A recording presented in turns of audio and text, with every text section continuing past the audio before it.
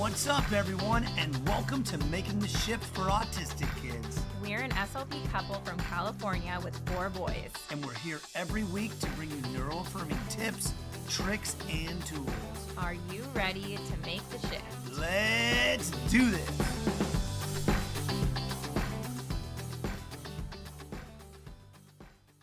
Hello and welcome to Making the Shift. Today we are talking about, are you actually neurodiversity affirming? The thing is that neurodiversity affirming is such a buzzword right now, to the point where some companies and clinicians are like, yeah, we know we need to be that way because that's how we're going to get our clients. So when prospective clients ask, are you neurodiversity affirming? They automatically say yes. Okay. Just because a person says they're neurodiversity affirming does not mean they're neurodiversity affirming, right? And it's something we can all work toward improving in ourselves, right? This is an ongoing journey. This is something that we're constantly learning about, and we need to change our ways to better support the clients that we are working with. So in order to know if you are neurodiversity affirming, truly, I'm going to give you 5 questions to ask yourself. And the thing that you have to think about here is there's a difference between holding a belief and utilizing an approach, right? In order to be truly neurodiversity affirming, we need to make sure that not only is this a belief that we hold, we truly believe this, right? It's not just something we spew out and say, but not only is this a belief we hold, but it's something that we practice in our daily life. And there can sometimes be a really big disconnect there. And sometimes it's not our fault. It's, yes, we really believe that, but I don't know how in real life to actually implement this, right? So there can be reasons why you may feel like, I believe this, but I can't implement it, or I believe it, but the systems that are in place in my work setting are keeping me from being able to do it that way. Okay, so when I'm asking you these 5 different questions, I want you to think about, is this a belief that I hold? Is this something that I implement? If it's not, why? And can you? And are any of these changes we're talking about today something that you can easily make? Okay, so the first question to ask yourself, and this is one of my favorites really, is do you presume competence, right? Do you meet kids, meet your clients, your students, and automatically assume that they are capable of learning and thinking and comprehending and doing all of these incredible things?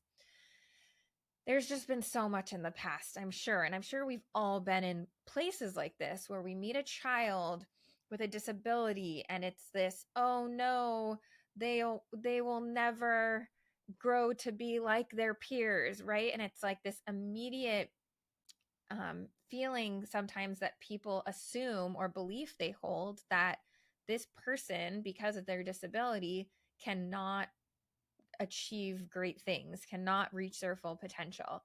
And that's something that we really need to understand how dangerous and hurtful that is.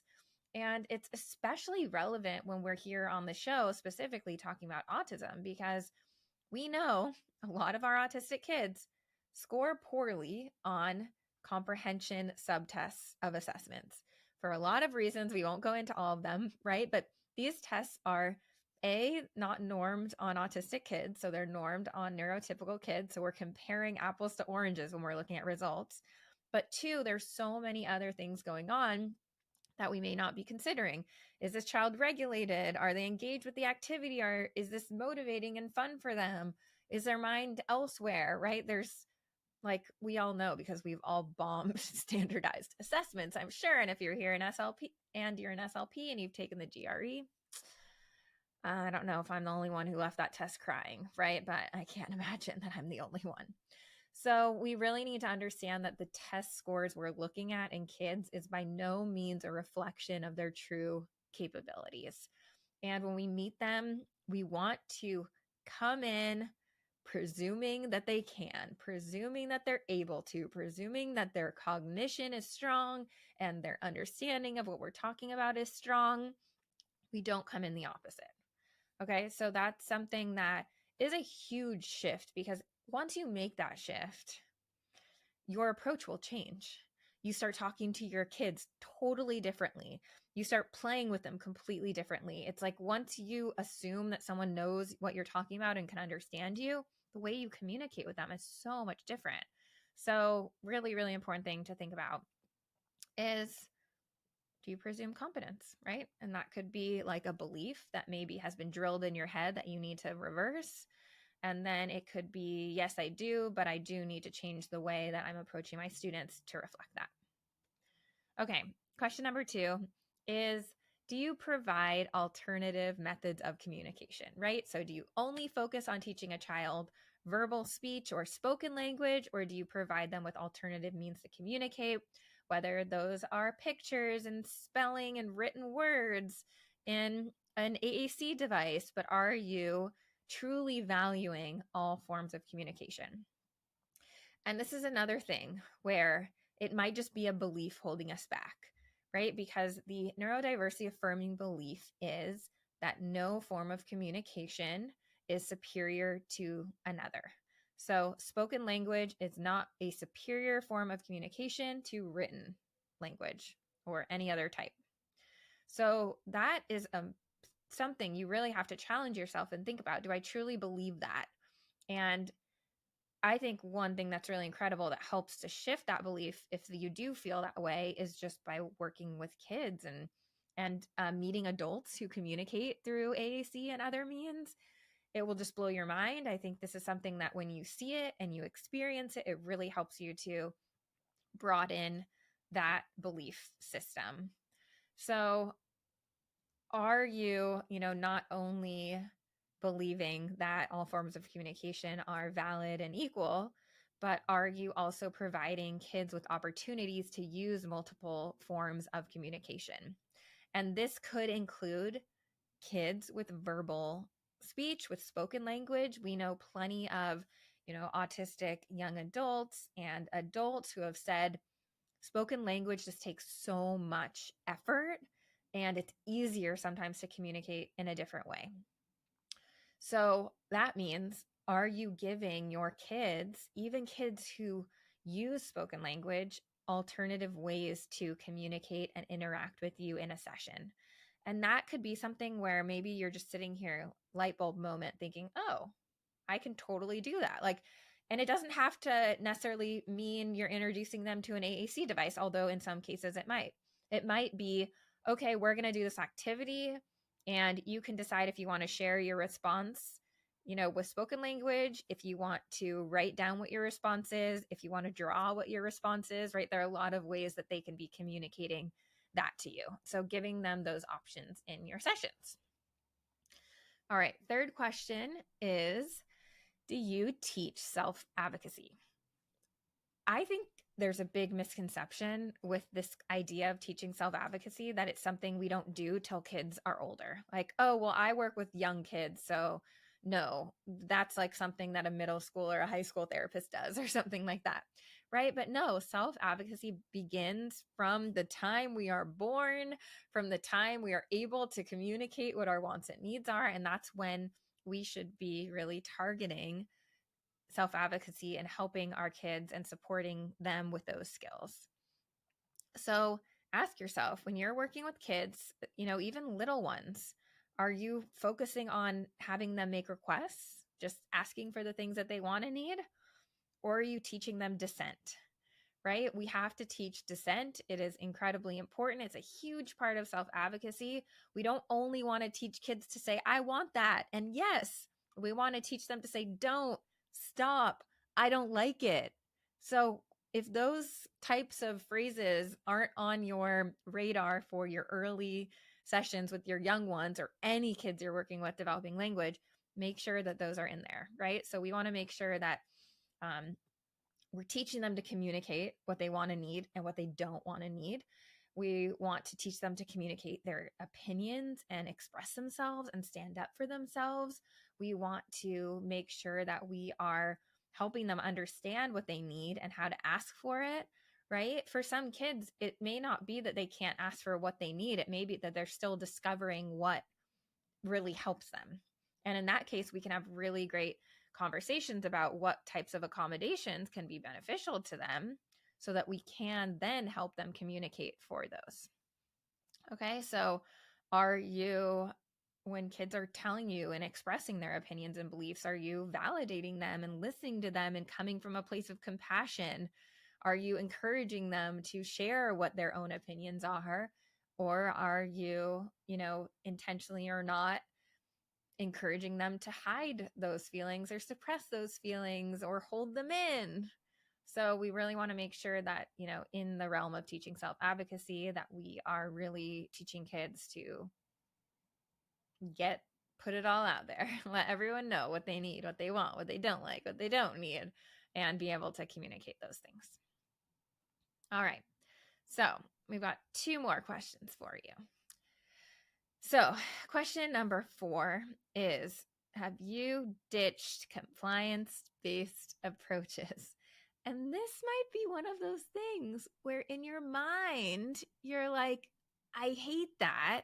But in your practice, it might be hard for you to completely shift away from that. Okay, so what I mean by this is, are you in your sessions using reward systems or token systems or first then boards? Okay, and just to be clear, I'm not talking about are you using visual supports. I'm not saying are you using visual schedules to talk about your day. I'm saying, are you using reward charts and first then boards to get a child to comply? Right? So much different than using visuals and things to teach or to talk about your day. I'm saying, like, is the goal to get them to do the thing, to get them to comply?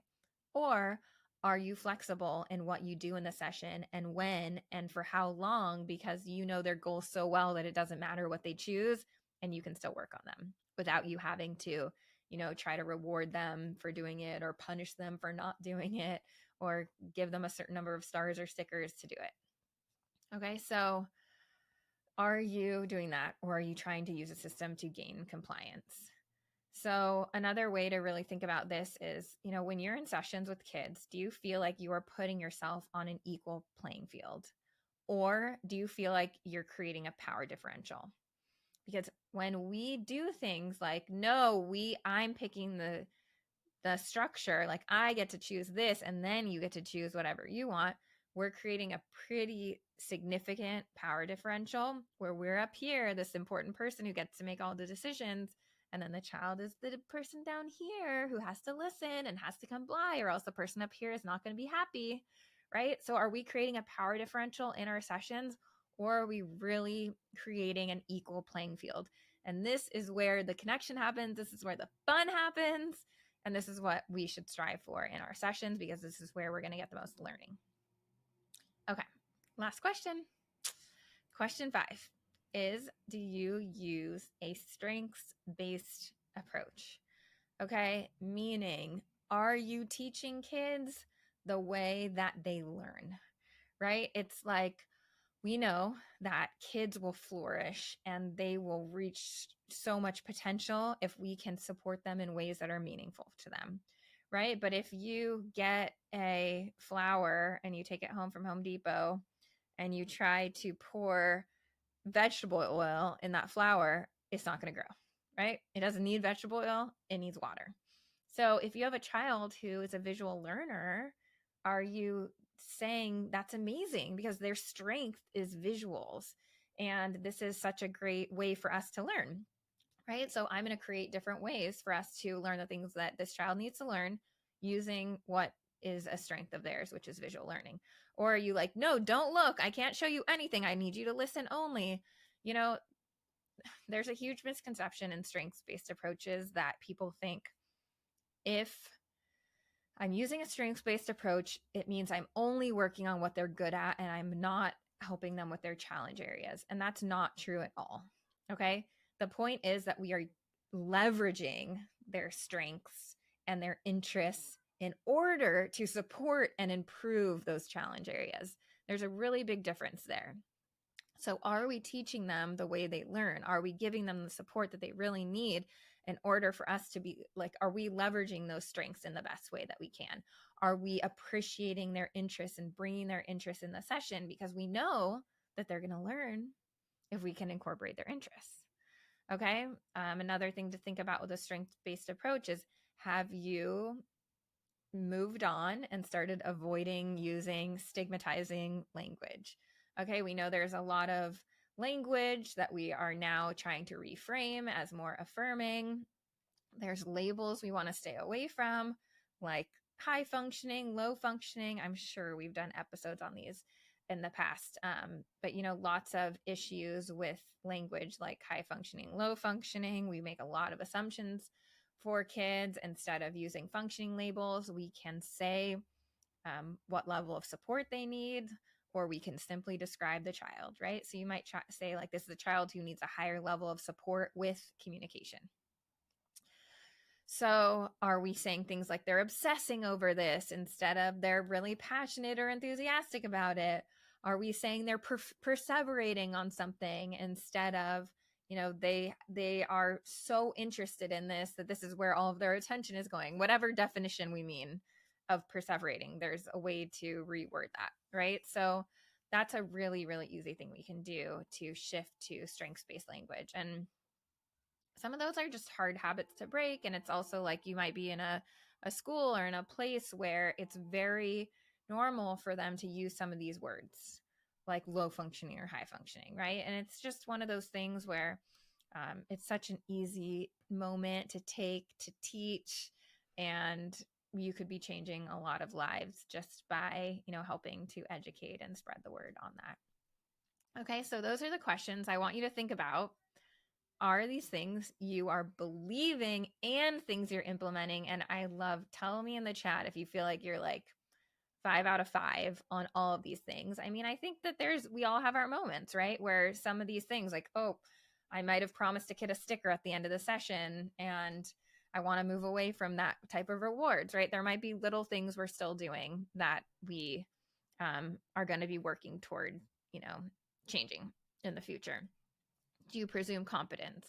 Do you provide access to AAC? Do you teach self-advocacy? Have you ditched compliance-based approaches?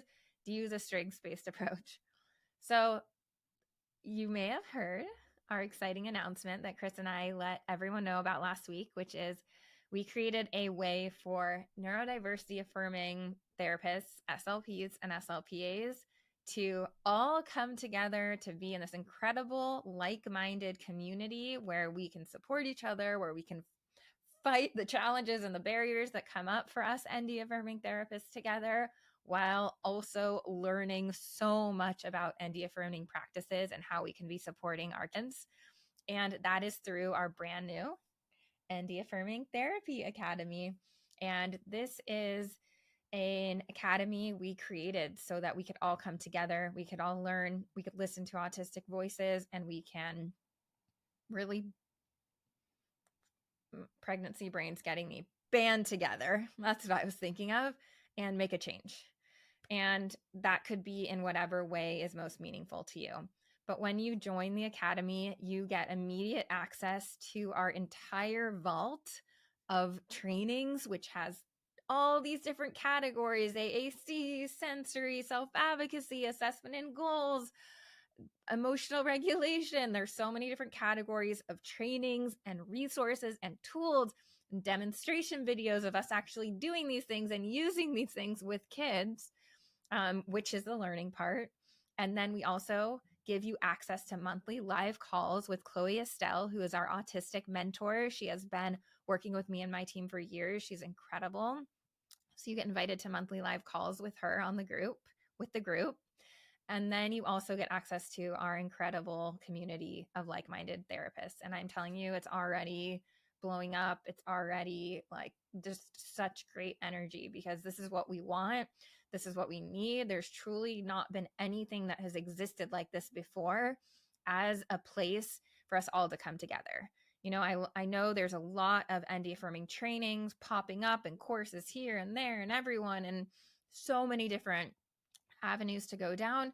And we just wanted to make a place where everyone could come and get everything they need in one place. One-stop shop, get all the training you need, stay up to date, get to actually ask your questions to an autistic person, and get to meet other professionals who are doing the same thing.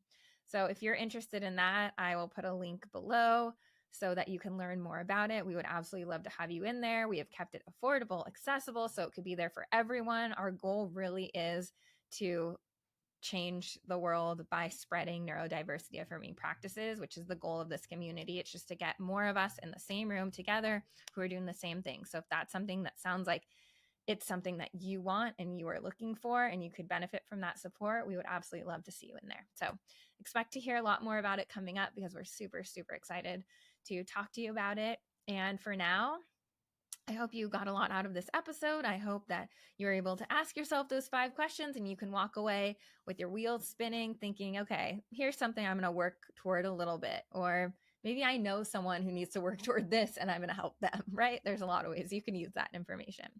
So thank you guys for being here, and until next time. Thank you so much for tuning in to Making the Shift. If you enjoyed this episode, it would mean the world to us if you could like, subscribe, share it with a friend. Our only goal is to spread neurodiversity affirming approaches all over the world, and we can only do that with your help. Thanks for being here, and we'll see you next time.